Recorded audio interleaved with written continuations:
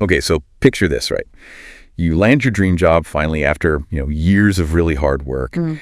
And you call up your parents all excited to share the good news. But instead of just like pure joy and celebration, they hit you with, well, remember all the sacrifices we made for you to get here. Oh, yeah. It's like PFD. Total mood killer. Yeah, like a deflated balloon. It's this weird mix of frustration and guilt. And I think a lot of people listening probably know exactly what I'm talking about. So why do parents do this? Like, what's the psychology behind this super loaded phrase? That's what we're going to deep dive into today. We're going to explore how it impacts us as adults and hopefully give you some tools to navigate this whole complex situation, with your own parents. It really is fascinating, the way this one phrase can be such a universal trigger. And I think you hit it on the head. It's not just about them acknowledging, their efforts, but it often feels like it opens the door to some much deeper stuff. Like often their unmet needs and all these unresolved emotions they're carrying around. So it's not just a casual comment. It's like almost strategic. Exactly. It's like they're making a calculated move to keep you in this cycle of indebtedness. And that makes it so hard, for people to set healthy boundaries and have like genuinely good relationships with their parents as adults. And you know what? There are actually certain types of parents who are like experts at using this phrase. You mean like the ones who can always like find a rain cloud in your sunny day? Like no matter how good things are going, they always have something negative to say. Yes, exactly. We call them joy killers. Oh, I like that. Imagine this. Your kid comes running up to you, so proud, showing off a drawing they did, and instead of just being happy and excited for them, the parent picks it apart. Oh, why did you color outside the lines? Or, well, so-and-so's kid draws way better. Right. They just can't help but turn any positive experience into something negative. Oh, it's so frustrating. It is. And then there's the other type, right? The parents who are like control freaks, always trying to keep their kids on this super narrow path. Like they're operating a control panel. Oh, yes. The controllers. Love it. Rigid rules, emotional blackmail, even controlling the finances, all justified with this constant reminder of, well, I sacrificed everything for you. They might dictate careers, relationships, everything, all in the name of their past sacrifices. Okay, so we have the joy killers and the controllers, two very distinct parenting styles, or I guess approaches. But how does growing up with parents like this actually shape us as adults? Well, often it leads to a pattern we call disappointment-based emotional isolation. It's basically like a defense mechanism that develops after repeated negative experiences throughout childhood. So you learn to protect yourself by just shutting down emotionally, because being vulnerable just means you might get hurt or disappointed again. Exactly. And this emotional guardedness often shows up as an avoidant attachment style later on in adulthood. Avoidant attachment. I feel like we hear that term a lot these days, but can you break it down for us? Like, what does that actually look like in real life? Sure. People with this attachment style really value their independence, sometimes to a fault, honestly.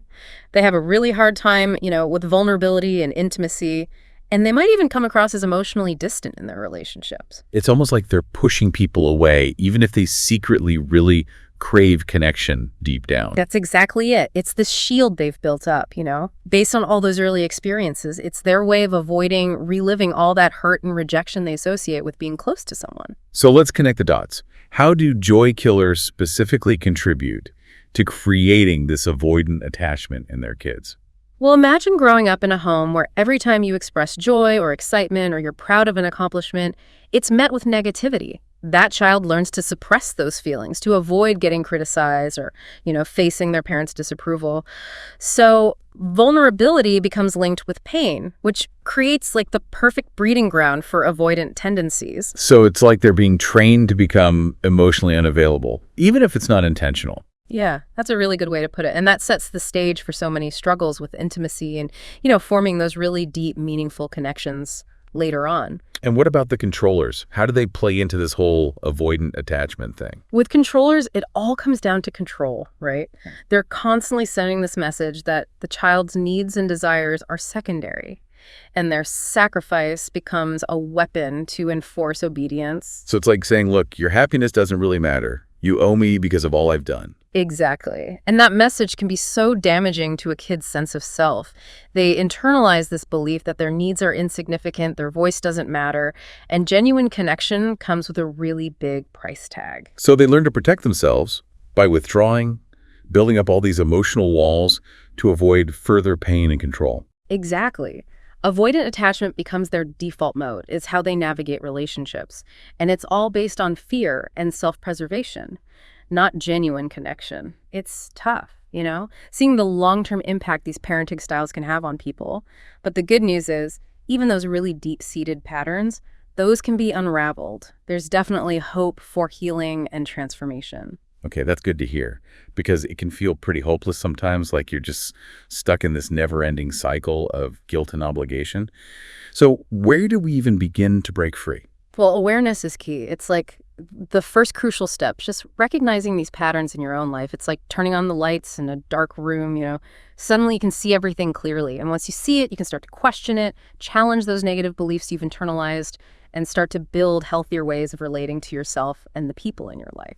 So first, we got to shine a light on those ingrained patterns and start to question that whole narrative we've been carrying around. What about some actual strategies for breaking free? Like, what can we do? One of the most important tools is setting boundaries with your parents.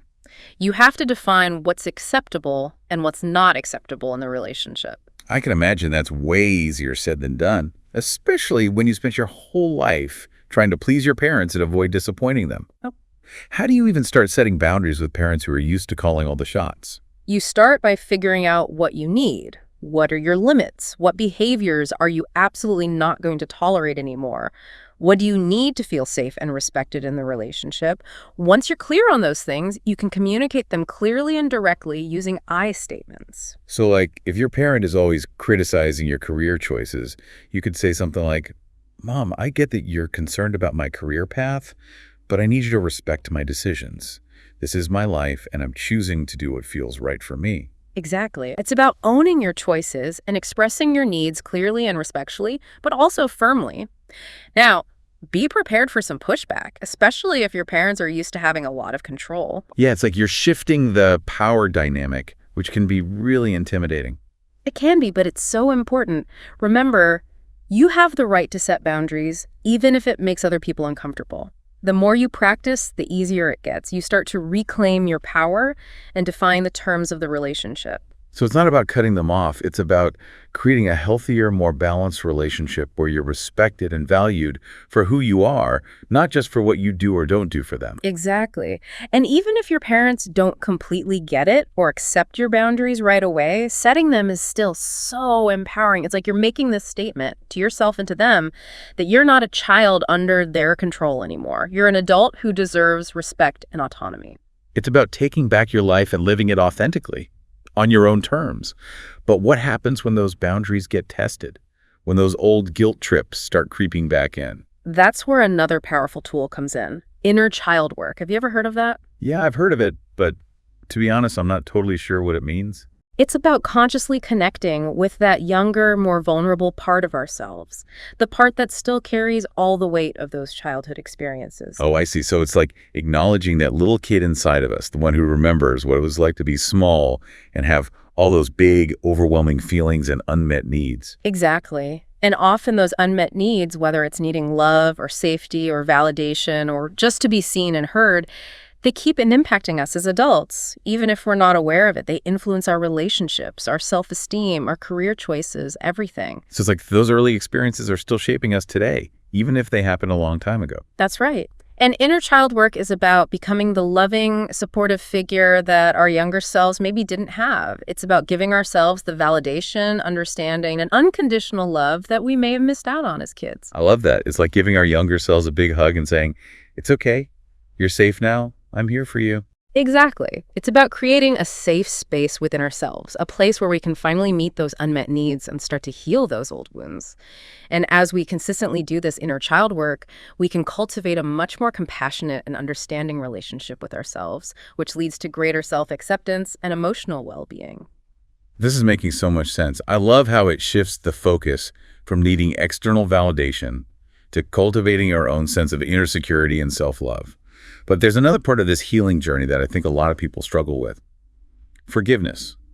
There's this big pressure in our society to forgive our parents for the hurt they've caused. But is that always necessary? Is it even possible sometimes? Forgiveness is tricky. It can be really healing for some people, but it's definitely not a one-size-fits-all solution. The thing to remember is you can't force forgiveness. It has to come from a genuine place of understanding and compassion, both for yourself and for the other person. And sometimes, especially with joy killer or controlling parents, getting to that place can be incredibly difficult. Because the wounds are so deep and those patterns of behavior are so ingrained. So if forgiveness isn't always the answer, what are some other ways to find peace and move forward? Well, one option is acceptance. You can acknowledge the reality of what happened and the pain it caused without necessarily forgiving the person who caused it. It's about letting go of the need to change the past or make your parents into something they're not. So it's about making peace with what is, even if it's painful. Exactly. Another path is understanding. This doesn't mean condoning their actions, but it means trying to see things from their perspective. Maybe they were raised in a similar environment, or maybe they were dealing with their own unresolved issues. It's about remembering that they're human too. They have their own flaws and limitations. Right. And sometimes simply understanding their motivations can help you detach emotionally and let go of some of that anger and resentment. It's not about making excuses for them. It's about freeing yourself from the power their actions have over you. It's about reclaiming your power and choosing how you want to relate to the past. Exactly. And in some cases, the healthiest thing might be detachment. This could mean limiting contact with your parents, setting really firm boundaries, or even choosing to distance yourself from the relationship entirely. It's a tough decision, but sometimes it's the most loving choice you can make for yourself. It's about putting your own well-being first, even if it means creating some distance from your family. Exactly. And regardless of whether you choose to forgive, accept, understand, or detach, there's one thing that's so important to remember. You are not responsible for your parents' happiness. You're not obligated to fix their problems or make them feel better about themselves. Wow, that's huge. It's like finally giving ourselves permission to let go of that burden of responsibility that we never asked for in the first place. So we need to understand that our primary responsibility is to our own well-being, to our own happiness. Absolutely. And that might mean making choices that your parents disagree with, choices that might even disappoint them. But ultimately, it's your life. You deserve to live it authentically, free from guilt, obligation, and other people's expectations. And this brings us to a crucial aspect of healing that often gets overlooked: self-forgiveness. We tend to focus so much on forgiving others, we forget to extend that same compassion to ourselves.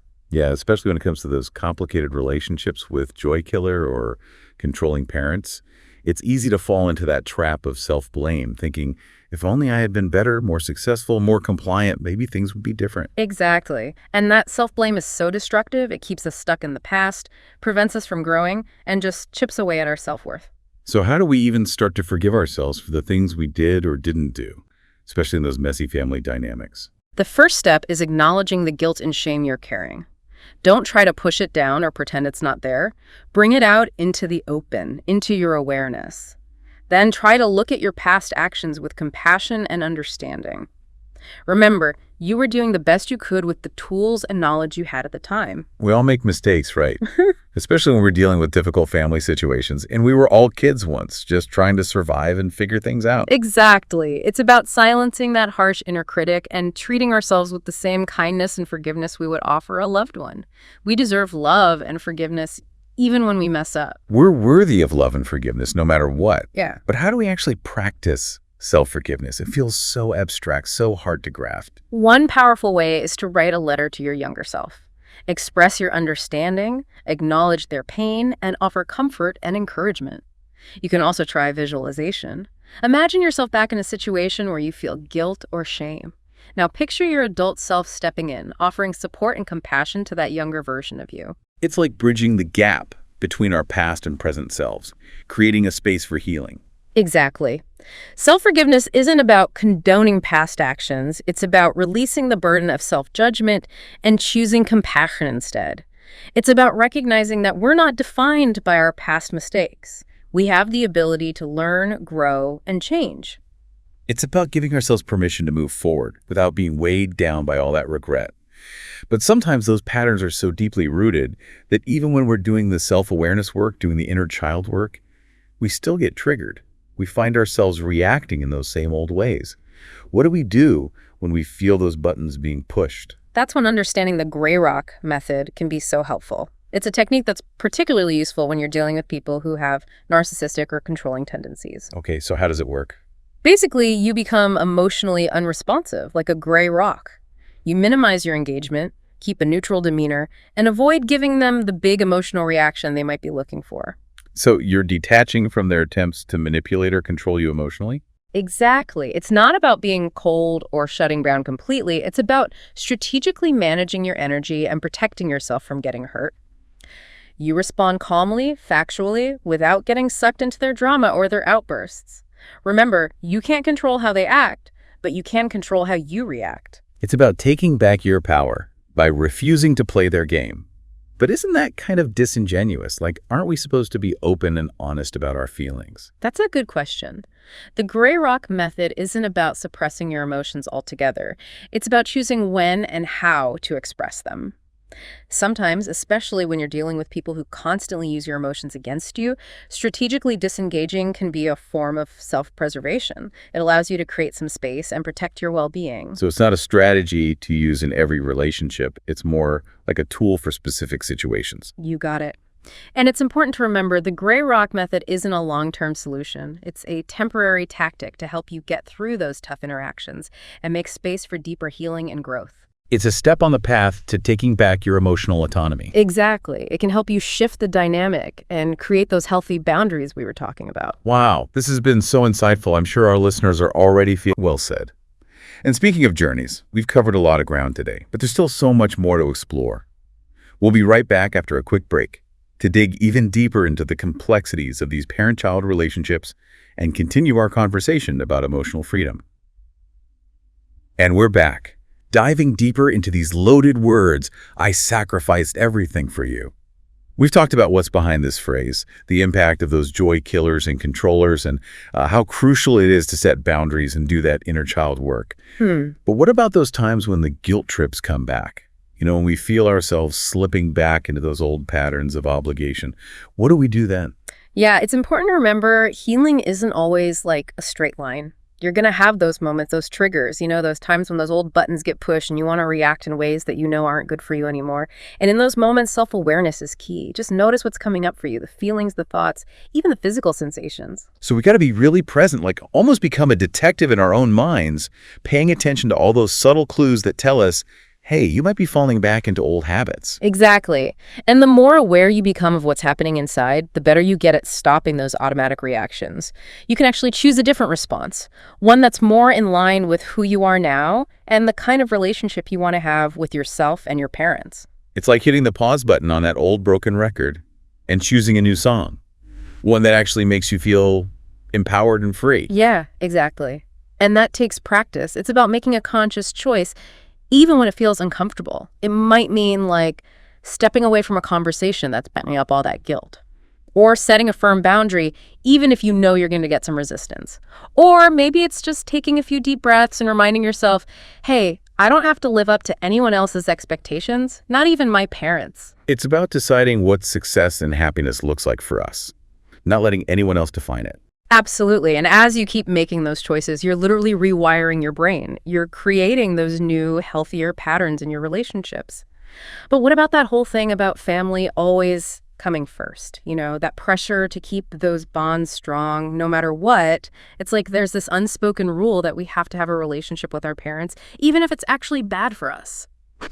It's like we're supposed to sacrifice our own well-being for the sake of family. It's a tough one, for sure. That societal pressure is real, but you know what? You have the right to choose what kind of relationship you want with your parents. It doesn't have to be all or nothing. It's about setting boundaries to protect yourself so you can interact with them in a way that feels safe and healthy. So we get to define what family means to us. We get to create those relationships based on respect and safety, not just obligation and guilt. Exactly. And sometimes that means limiting contact, creating some distance physically or emotionally. And for some people, it even means stepping away from the relationship entirely. It's a big decision and there's no right or wrong answer. The important thing is to honor your own needs and put your well-being first, even if it goes against what society expects. It's about giving ourselves permission to do what's right for us, even if it's hard or different, and realizing that sometimes the most loving thing we can do for ourselves and even for our parents is to create those healthy boundaries and forge our own path. You said it perfectly. It's about moving beyond those old patterns and creating something new, a way of relating where we can honor our own needs and the complexity of these family relationships. So as we wrap up this deep dive into why do parents say, I sacrificed everything for you, what are some key takeaways you want our listeners to walk away with today? Well, first and foremost, I want them to know they're not alone. So many people have heard this phrase. So many people have felt that weight of guilt and obligation. It's okay to feel those feelings, and it's okay to question those ingrained patterns. I couldn't agree more. And to add to that, I think it's so important to stop looking for validation outside of ourselves and start building that sense of inner security and self-love. You are worthy just as you are, regardless of what your parents say or do. It's about shifting from I owe them to I am enough. Exactly. And finally, I hope our listeners will remember that this is a journey, not a destination. Be patient with yourself, embrace the process, and celebrate every step you take towards reclaiming your power and creating a life that truly aligns with who you are. This has been such an amazing conversation. Thank you so much for sharing your insights. And to our listeners, thank you for joining us on this deep dive. Remember, you have the power to change those old stories, to break free from those limiting beliefs, and to create relationships that are built on love, respect, and authenticity. If you're ready to explore more, to keep questioning and diving deeper, make sure to subscribe to the show